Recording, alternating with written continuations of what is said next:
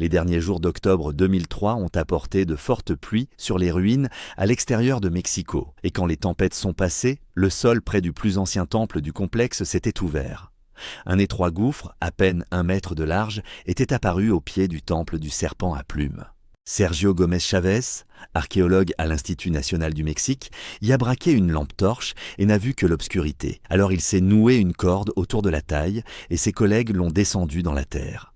Il s'est posé au fond d'un puits parfaitement cylindrique, debout dans un tunnel artificiel qui avait été volontairement bloqué dans les 2 sens par d'immenses pierres. Quelqu'un avait scellé ce passage il y a environ 1800 ans. Et la question qui allait consumer les 20 prochaines années était simple. Que valait la peine d'être caché si longtemps?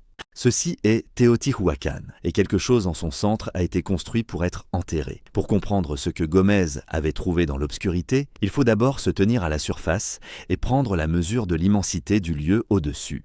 Teotihuacan était, à son apogée, autour de l'an 400, la plus grande ville dans les Amériques et l'une des plus grandes sur Terre. Jusqu'à 200 000 personnes y vivaient, entassées dans une grille urbaine qui s'étendait sur quelques 20 km² des hauts plateaux mexicains. Ce n'était pas un village qui avait grandi par hasard. C'était planifié. Une seule grande chaussée, plus de 4 km de long, traverse en ligne droite le cœur de la ville, bordée de temples et ancrée à chaque extrémité par une montagne de pierres.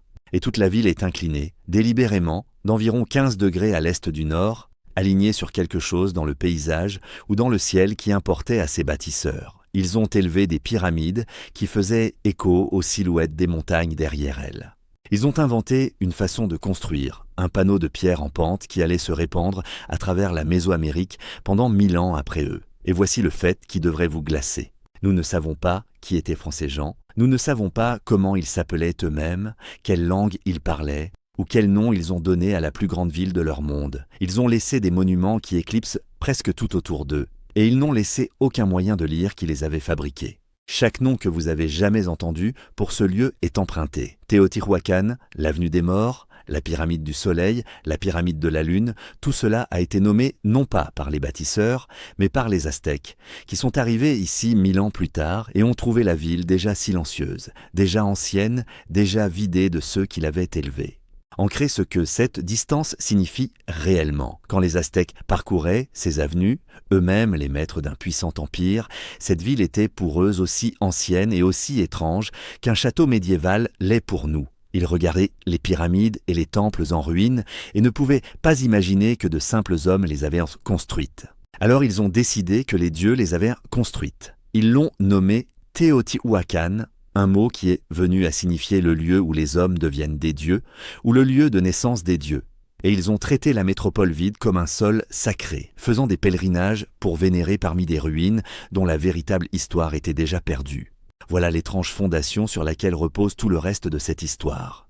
La plus grande ville ancienne des Amériques appartient à un peuple sans nom, souvenu seulement à travers les mots d'une civilisation venue bien après eux et qui ne les comprenait pas mieux que nous. Mais les Aztèques n'ont jamais vu la partie la plus profonde de ce que ces bâtisseurs avaient laissé derrière, parce que les vrais secrets de Teotihuacan n'ont jamais été debout dans les places au-dessus. Ils étaient en dessous. Cachés dans l'obscurité, les bâtisseurs ont choisi de creuser d'abord. Le premier de ces secrets a vu le jour en 1971, et il a vu le jour par accident. Des ouvriers installaient un son et lumière à la pyramide du Soleil, la plus grande structure de la ville, et l'une des plus grandes jamais élevées dans les anciennes Amériques, quand ils ont découvert une fosse scellée au pied de son escalier. Un archéologue nommé Ernesto Taboada est descendu enquêter, et ce qu'il a trouvé sous la pyramide a réécrit tout ce que les chercheurs pensaient d'en se comprendre sur la raison pour laquelle elle se dressait là où elle se dressait. Des décennies plus tôt, le chercheur René Milon avait soupçonné qu'il y avait quelque chose de creux sous cette montagne de pierre. Maintenant, le soupçon avait une forme. Un tunnel courait vers l'est depuis la fosse sur plus de 100 mètres dans la terre, creusant vers le centre exact de la pyramide. Et à son extrémité, le passage s'ouvrait dans une chambre creusée en forme de trèfle à 4 feuilles, 4 lobes s'évasant depuis un point unique, presque directement sous le sommet. Puis vint le détail qui a retourné toute l'affaire. La pyramide avait été alignée sur cette grotte dès la première pierre. L'axe du plus grand temple de la ville avait été réglé pour pointer sur le creux en dessous, ce qui signifie que la grotte n'était pas une découverte ultérieure, pas un sous-sol creusé après coup. La grotte est venue d'abord. La pyramide a été construite par-dessus délibérément pour l'abriter. Ils ont élevé la 3e plus grande pyramide sur Terre pour marquer un trou dans le sol. Pour comprendre pourquoi quelqu'un ferait cela, il faut comprendre ce qu'une grotte signifiait pour les gens de l'ancien Mexique. Et ici, nous ne pouvons que décrire ce qu'ils croyaient, pas le confirmer. Dans la vision du monde documenté de la Mésoamérique, les grottes étaient des lieux d'émergence. Elles étaient le sein d'où les premiers humains étaient censés avoir rampé vers la lumière et en même temps la bouche des enfers, le passage obscur par lequel les morts quittèrent le monde des vivants. Une grotte était une porte qui faisait face dans 2 directions à la fois, vers la naissance et vers la mort. Construire votre temple le plus saint sur l'une d'elles revenait à planter votre ville sur la couture exacte où ces 2 forces se rencontraient. Mais l'honnêteté exige un arrêt brutal ici, parce que l'histoire n'est pas aussi nette qu'elle en a l'air. Quand les archéologues ont finalement atteint cette chambre en trèfle, elle était essentiellement vide. Tout ce qu'elle contenait avait été pillé ou dégagé dans l'Antiquité, bien avant que toute main moderne ne la touche. Pendant des années, la grotte a été supposée naturelle, un tube de lave que les bâtisseurs avaient simplement exploité, bien qu'une étude plus approfondie ait montré qu'elle avait été fortement façonnée par des outils humains. Et l'intérieur de la pyramide du Soleil, même maintenant, n'a jamais été entièrement fouillé. Pendant 30 ans, cette grotte vide a été le grand secret enterré de Teotihuacan. Puis la pluie de 2003 a ouvert une seconde grotte, et contrairement à la première, celle-ci était toujours scellée et toujours pleine. Revenons maintenant au tunnel dans lequel Sergio Gomez était descendu, et au temple qui se dresse au-dessus parce que ce temple n'est pas un monument innocent. Le temple du serpent à plumes est plus petit que les grandes pyramides, mais c'est la structure la plus richement sculptée de la ville.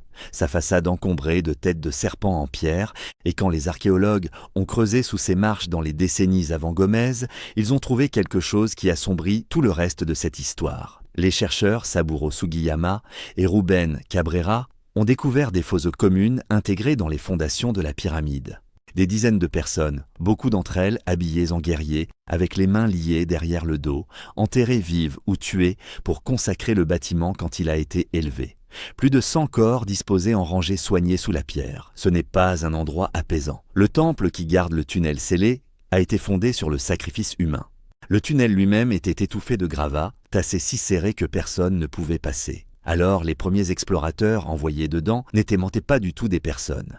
Un robot nommé Tlaloc 2 a rampé dans l'obscurité devant les archéologues et un drone plus petit a roulé encore plus loin, cartographiant ce que les corps humains ne pouvaient pas encore atteindre. Tlaloc se prononce Tlaloc. Au-dessus du sol, le géophysicien Victor Velasco Herrera et son équipe de l'Université nationale ont balayé la Terre avec un radar à pénétration de sol, lisant les formes cachées en dessous sans déranger un grain de terre. Leurs scans ont tracé un passage courant environ 100 à 120 diamètres, 12 à 18 mètres de profondeur, et se terminant dans un groupe de 3 chambres directement sous le temple. Puis vint le fait crucial, celui sur lequel tout le titre tourne. Ce tunnel ne s'était pas simplement effondré et rempli avec le temps. Les gens de Teotihuacan l'avaient scellé exprès. Il y a environ 1800 ans, ils avaient tassé le passage d'un bout à l'autre avec de la boue et de la pierre et des débris, pas pour l'abandonner, mais pour le fermer, pour protéger et cacher ce qu'ils avaient déplacé à son extrémité lointaine. Quelqu'un voulait que ce tunnel soit fermé, et fermé si complètement qu'il est resté scellé pendant toute la durée de vie de l'Empire romain et au-delà. Et quand Gomez et son équipe ont passé des années à vider patiemment ce remplissage, saut par saut, ils ont commencé à comprendre ce qui avait été si soigneusement caché. Les offrandes sont venues par dizaines de milliers, plus de 75 000 objets, chacun placé avec une intention délibérée. Du jade transporté depuis ce qui est maintenant le Guatemala. Des coquillages en spirale tirés de la lointaine côte Caraïbe, les os de jaguar, des lames d'obsidienne, des balles en caoutchouc sculptées du genre utilisé dans le jeu de balles sacrées. Des masques en bois incrustés de jade et de quartz, des dents de crocodile en pierre verte, une boîte remplie d'ailes de coléoptères. Ce n'étaient pas des ordures balayées dans un trou.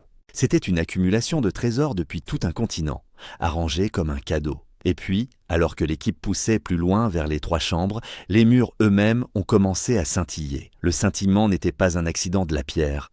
Il avait été conçu. Quand l'équipe a examiné les murs et le plafond du tronçon le plus profond du tunnel, elle a trouvé que la roche avait été saupoudrée d'une fine poudre de magnétite, de pyrite, d'hématite, des minéraux broyés et pressés dans la surface pour que tout le passage capte et disperse la moindre lueur de lumière. Gomez a décrit les faits en dévissant une seule ampoule et en laissant le faisceau effleurer le mur. Et la pyrite prend vie, scintillant à travers l'obscurité comme une dispersion d'étoiles lointaines. Parcourez ce tunnel à la lumière d'une torche il y a 1800 ans, et vous auriez eu le sentiment de vous déplacer non pas à travers le sol, mais sous un ciel nocturne enterré dans la terre. Éparpillées dans ce ciel artificiel se trouvaient des centaines de petites sphères allant de la taille d'une bille à celle d'une orange. Chacune avait un noyau d'argile enveloppé dans une peau de jarosite formée à partir de pyrite oxydé. Et quand elles étaient neuves, elles auraient brillé comme de l'or poli. Personne ne sait à quoi elles servaient. L'archéologue George Cogill, l'une des grandes autorités sur cette ville, a dit simplement que les sphères sont uniques. Bu Tongyu, tout ce qu'on trouve ailleurs, et qu'il n'avait aucune idée de ce qu'elles signifiaient. Elles restent exactement cela. Un mystère en forme de centaure doré roulé dans l'obscurité et laissé là. Et puis, tout au bout, les 3 chambres. À l'intérieur, les bâtisseurs avaient construit un paysage en miniature, de minuscules montagnes et vallées, modelées à environ 10-7 mètres sous la surface. Et dans les creux de ce modèle, ils avaient versé du mercure liquide, des bassins argentés chatoyants tenant lieu de lacs et de rivières.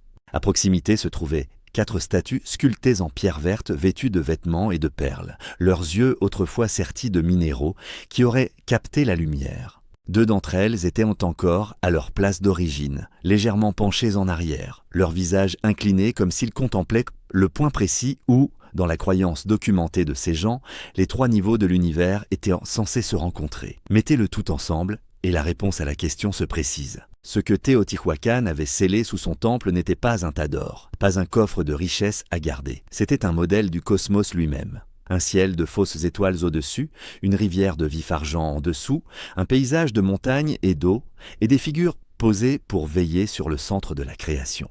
Les bâtisseurs avaient dépuisé dans la terre et construit une réplique fonctionnelle de leur univers entier, puis avaient fermé la porte dessus et étaient vite partis. Ce n'était pas un trésor à garder, c'était un message sur tout ce qu'ils croyaient que le monde était. Cinnabar se prononce Sinnabar. Mais au-delà des chambres scintillantes, au point le plus profond que le tunnel atteint, 3 autres pièces restent. Et là, au seuil de la dernière d'entre elles, Gomez s'est arrêté. Il s'est arrêté en partie à cause du mercure. Quand la découverte de ces bassins argentés a été annoncée en 2015, elle a atterri comme plus qu'une curiosité parce que le mercure était extraordinairement rare dans l'ancien Mexique. Il ne se présente pas sous forme liquide dans le sol. Pour le recueillir, ces gens devaient extraire le cinabre, le minerai rouge, et le chauffer jusqu'à ce que le métal en pleure. Un processus difficile et dangereux qui rendait chaque goutte précieuse. Et le mercure est réfléchissant. Un miroir que l'on peut verser, ce qui dans la vision du monde de la Mésoamérique le liait au surnaturel, au seuil chatoyant des enfers. Inondé d'une chambre cachée avec, c'était dépenser une fortune pour quelque chose qu'aucun œil vivant n'était jamais censé voir. Cette extravagance est la raison pour laquelle certains archéologues pensent que le mercure marque l'approche d'un tombeau. Parce que Teotihuacan garde une absence criante. C'était l'une des plus puissantes villes du monde antique, gouvernée pendant des siècles par de puissants rois, et pourtant, en plus de 100 ans de fouilles, aucun tombeau de dirigeant n'a jamais été trouvé ici. Pas de portrait de roi, pas de nom royal. Là où les Mayas nous ont laissé les visages sculptés et les tombes scellées de leurs seigneurs, Teotihuacan a laissé le silence. Alors, quand un tunnel scellé rempli de trésors et une rivière de mercure court sous le temple, la tentation est énorme de croire que là se trouve enfin un roi. Mais l'honnêteté exige les 2 côtés de cela. Certains chercheurs lisent ces chambres finales comme l'entrée d'une tombe de dirigeant, la tombe manquante qui réécrirait l'histoire de la ville. D'autres exhortent à la prudence. Même si des restes humains étaient trouvés là-bas, soutiennent-ils, cela pourrait ne rien régler. L'occupant pourrait être un prêtre, un sacrifice, une figure sainte parmi d'autres. Ou le tunnel entier pourrait être exactement ce qu'il paraît être, un modèle des enfers, un cosmogramme, jamais construit pour contenir un corps du tout. La vérité est que personne ne sait encore, et personne ne peut promettre ce que les dernières chambres contiennent. Et cela nous amène à la partie la plus étrange de toute cette histoire, la partie autour de laquelle le titre tourne. Ils n'ont pas ouvert ces dernières pièces. Ce n'est pas une malédiction, et ce n'est pas une conspiration. La réponse est discrète et pratique. Au-delà des chambres scintillantes, le tunnel descend sous la nappe phréatique. Les pièces les plus profondes sont gorgées d'eau, inondées, leur contenu fragile et saturé, et l'excavation par sa nature est destruction. Sortir quelque chose qui est resté dans cette eau sombre pendant 18 siècles à l'air libre, et vous pouvez le perdre en une seule saison. Le choix a été fait de ralentir, de stabiliser, de conserver, plutôt que de foncer tête baissée. L'intérieur de la grande pyramide du Soleil n'a jamais été entièrement ouvert non plus, pour à peu près la même raison. Certaines portes sont laissées fermées exprès. Et dans ce silence délibéré, comme toujours, c'est rué la mythologie. Vous avez probablement vu les vidéos. Un tunnel sous une pyramide mexicaine, et à l'intérieur, raconte l'histoire, une figure sculptée avec le crâne lisse et les yeux creux d'un alien. Ou un disque de pierre complexe qui ressemble sans ambiguïté à une soucoupe volante. Les clips se sont répandus sur Internet pendant des années, chaque reprise ajoutant un peu plus de certitude. Ici, l'honnêteté exige un arrêt brutal. Ces objets ne viennent pas de ce tunnel. Les images collées dans ces vidéos ne viennent pas d'en dessous du temple du serpent à plumes du tout. Et aucun de ces artefacts n'a été tiré de la terre ici. Cette version est une fiction assemblée en ligne et boulonnée sur une vraie découverte jusqu'à ce qu'elle durcisse en quelque chose qu'elle n'a jamais été. La même prudence s'applique à une affirmation plus discrète, selon laquelle le mercure dans les feuilles de minerai scintillant pointe vers une machine ancienne, une centrale électrique enterrée, une source d'énergie que le vieux monde n'était pas censé posséder. Les gens qui creusent réellement ce site ne disent rien de tel. Le mercure et le mica portaient un sens en Mésoamérique, mais ce sens était rituel et non pas électrique. Ils étaient des miroirs vers les enfers et non les composants d'un générateur. Dépouiller les aliens inventés et les machines imaginaires, et ce qui reste n'a besoin d'aucune embelliture. Un peuple disparu a construit un modèle fonctionnel de l'univers dans l'obscurité, a posé une rivière de vif argent sous un ciel de faux or et l'a scellée. C'est la vraie chose, et elle est plus étrange que toute fantaisie soudée dessus. Et puis, ayant construit tout cela, ils l'ont perdu. Aux alentours de l'an 550, le cœur cérémoniel de Teotihuacan a été délibérément brûlé. Les grands temples le long de l'avenue centrale ont été mis à feu et renversés dans ce qui ressemble à un seul acte intentionnel de destruction. Qui l'a fait reste véritablement non résolu. Certains chercheurs voient un ennemi envahisseur venu d'au-delà de la vallée. D'autres lisent les preuves différemment et soutiennent que le feu est venu de l'intérieur, un soulèvement du propre peuple de la ville contre les dirigeants qui les avaient commandés si longtemps. D'autres encore pointent vers la sécheresse et les récoltes qui échouent. Un étranglement lent de l'approvisionnement alimentaire qui a fissuré la société avant même que les flammes ne viennent. La cause est disputée. Le résultat ne l'est pas. En 2 siècles, la plus grande ville des Amériques est restée vide. Pendant 1000 ans, elle a attendu, silencieuse et à moitié enterrée, jusqu'à ce que les Aztèques arrivent sur ses ruines et, incapables d'imaginer que de simples mortels les avaient élevés, décident que les dieux avaient dû les élever et ayant rendu la cité des morts sainte. Voilà où l'étrangeté de toute cette histoire se repose. Les gens qui ont construit Teotihuacan, qui ont traîné des trésors depuis tout un continent dans un tunnel et modélisé le cosmos sous terre, ont disparu si complètement qu'ils n'ont laissé aucun nom pour eux-mêmes, aucune langue que nous pouvons lire, aucun visage dont nous puissions être certains qu'il est le leur. Ils n'ont laissé que la chose qu'ils ont enterrée et la montagne sous laquelle ils l'ont enterrée. Alors considérez ce que ces gens, sans nom, ont réellement fait. Ils ont élevé une montagne de pierre sur une grotte, ont scellé une rivière de mercure et un ciel de faux or dans l'obscurité, et ont posé 4 figures vertes pour contempler à jamais le centre de l'univers. Puis ils ont fermé la porte et laissé la terre l'avaler. Et maintenant la science moderne se tient à ce seuil, tenant des cartes radars, des robots, chaque outil nécessaire pour pousser dans la dernière chambre noyée, et elle choisit d'attendre, pariant qu'une génération future pourra lire ces pièces sans les détruire. Il y a une étrange ironie là-dedans. Un peuple qui ne pouvait pas écrire ses propres noms a quand même envoyé un message à travers 1800 ans, et nous pouvons tenir leurs offrandes dans nos mains sans pouvoir les lire. Alors je vous laisse avec la question. Devrions-nous ouvrir la dernière chambre ou devrions-nous laisser certains secrets rester enterrés ? D'ici la prochaine fois, continuez à explorer.